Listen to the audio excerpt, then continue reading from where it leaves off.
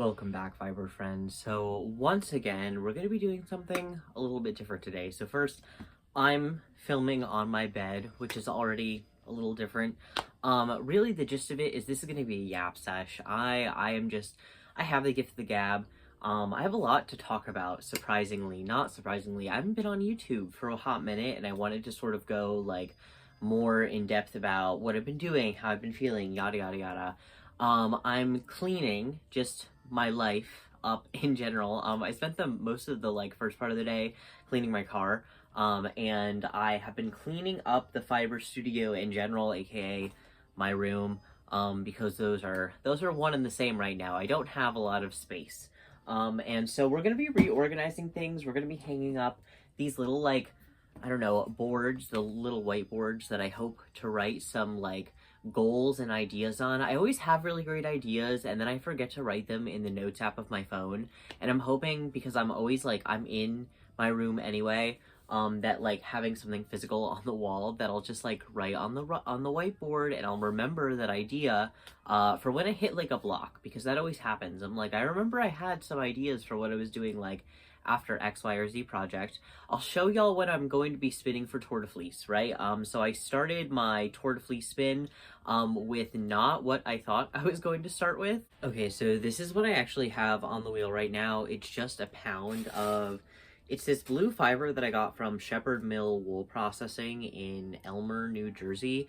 I got it at New York Sheep and Wool last year, I'm pretty sure.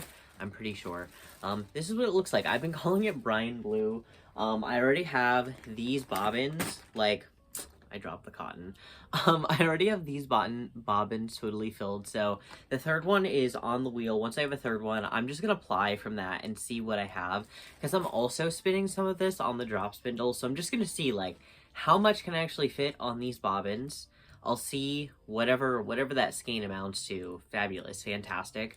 And then I think I'll save maybe the rest of it for drop spinning. It spins up really easy. This roving is just a pleasure. Farm roving is usually a pleasure, but I feel you can tell that this would just be so easy to drop spin, so easy to spin in general. I've been spinning it long draw, and it's been it's one of those yarn fibers that's not terrifying to just start pulling yarn out of. So in terms of Tour de Fleece, I did mention I want to get some cotton on my wheel. I think that's what I'm going to put on the shack next. I'm hoping to do that later today.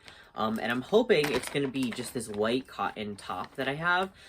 This was a gift from Xanders Cottage from a while ago. There's also some cotton poonies in here that maybe I'll spin from. I'm not really sure. But it's just plain white cotton. I'm just going to use this as practice because I have this colored cotton from Vresies Fibre, or fox fiber.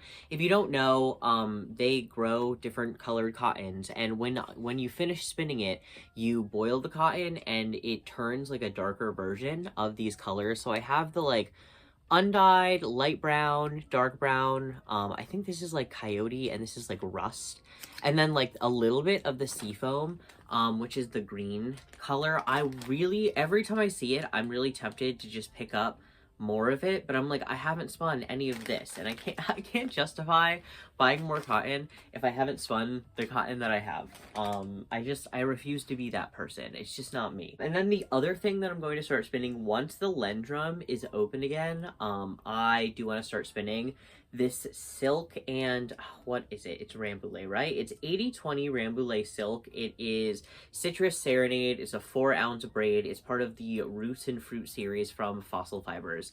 I just think, what a beautiful braid. I think perfect for Tour de Fleece.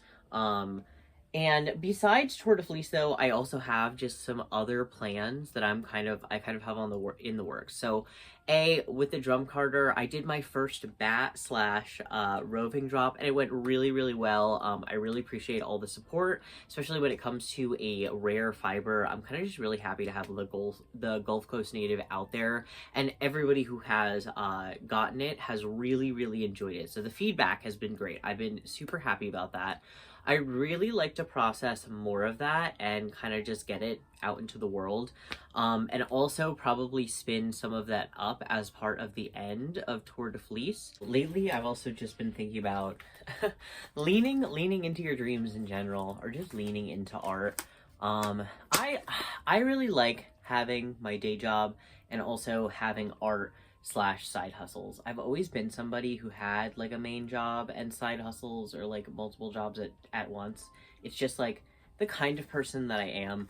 And I really love a lot of different things, and I would like to start incorporating them more into what I do online. Because as I grow my platform, I kind of would like to share more of what I do with you guys, because to me, it's all kind of connected as an artist and as a maker. Okay, so in true Brian fashion, I got distracted. I put up the things, I put up the whiteboards. I made my list, which is good. It's productive. The point that I was making before is that I just feel like a lot of my making is interconnected. Because, right, like, I love to spin yarn. I feel like that's what people know me for. But before I got into spinning yarn, I've always really loved fashion and clothing and thrifting. Specifically, I love thrifting, mostly because I've always loved fashion, but I've also always been pretty, like, environmentally conscious. And there is no doubt that, like, fast fashion and the fashion industry is one of the largest contributors to a lot of environmental damage, dyeing and hand dyeing things, and I don't know, there's just a lot of different factors to how making fabric kind of impacts the environment. And so it makes sense to me that, like, now all the way down the line, like, I'm just out here spinning my own yarn, spinning my own thread. I want to use some of my own hand spun in my embroidery in the future, and I'll talk a little bit about that in a second. But I'd like to incorporate a little bit more of that onto, like, my platforms. The thing is, the TikTok algorithm does not like that, and I know the YouTube algorithm might not like that either, and me like deviating from my usual yarny content. However, my thinking is, if people like to hear me yap, then they'll seek out the yappage, you know what I mean? And so I'm gonna take the risk, and I'm gonna start just like putting it all out there, because I have also just been spending, like, needing to divide my time between, you know, Tour de Fleece and spinning. My current goal is spinning an hour a day every day, and so far I've done a really good job of actually doing that. And I'm going to spin later tonight and go live, and so y'all will probably see me later tonight. I'm hoping to get this episode edited and put up before that. I've got lofty aspirations tonight. However, I have plans to make another banana cream coffee to help sort of motivate me along the way. We have already downed one banana cream coffee, and I can feel it doing its job right now. So what have I done so far too? I put everything in a box. That might seem really silly, but my brain, especially, like, I don't know, my brain doesn't work. So I need ways to sort of remember, like, the tasks at hand, slash the things that I could or should be doing next, especially when it comes to Fibre, because now I have so many different tools and avenues I can take, right? Because it's Tour de Fleece, and I can spin, but I could also process Fibre. Like, that falls into, like, qualifying for Tour de Fleece stuff. So it can be hard to stay on track, and I just feel like this box will help me stay on track. So whenever I finish one thing, I can come to the box and I can find, like, the next thing to do. And then when the box gets kind of sparse, I can refill it with whips and projects and kind of just have them to grab from. I just feel like I'm going to be a little bit more productive this way. And just because, like, I don't know, people have been responding really well to my art. And if that is the case, then I should probably try to make more art. You know what I mean? Because I have the means and a little extra funds, thanks to all of you guys lately, which is, like, amazing and mind-blowing. Every single time it happens, I'm like, oh my gosh, like, that's amazing. But yeah, I kind of want to diversify, and so one of the things that I want to start doing is maybe including some of, like, thrifted and vintage finds, as sort of just, like, inexpensive add-ons that people can just, like, add to the yarn orders, especially because I do feel like hand spun yarn, right, is like a luxury item, or at least in my opinion, it's kind of a luxury item, kind of like art, you know what I mean? Like, you can you can save up for it, but it's a little bit more expensive in general. So I don't know, I just feel like people always compliment me on the lives too on my sweaters, and sometimes I find sweaters that are like perfectly good but they just don't look right on like my body shape, but somebody else would probably appreciate them. And a lot of the times I find it difficult to find people to pass them on to, but I feel like the market's out there. The market's out there. So I kind of just want to start listing some of those things. I want to start visibly mending some sweaters and embroidering some pieces as well, and listing those as well on my website. One of the pieces that I want to visibly mend is this it's a LL Bean Pure New Lamb's Wool. It's a women's large. It's this really lovely blue sweater. I didn't realize it was a women's, and I normally it doesn't really matter. But I just don't like the way it fits me. And I didn't realize when I got it that it does have a few little holes. But besides those little holes, it's kind of in really good damage. There's no felting or anything like that. And so I'm going to try my hand at some new visible mending techniques, see if I like the results, and then probably put this sweater up. And again, it's probably going to be like a little $10, $15 add-on, just because it's something I like to do. It fills my time, and also if I could just get more people to have and wear pieces that have those types of accents on them, and maybe get like the discussion going about those types of things, and more people would do it, you know what I mean?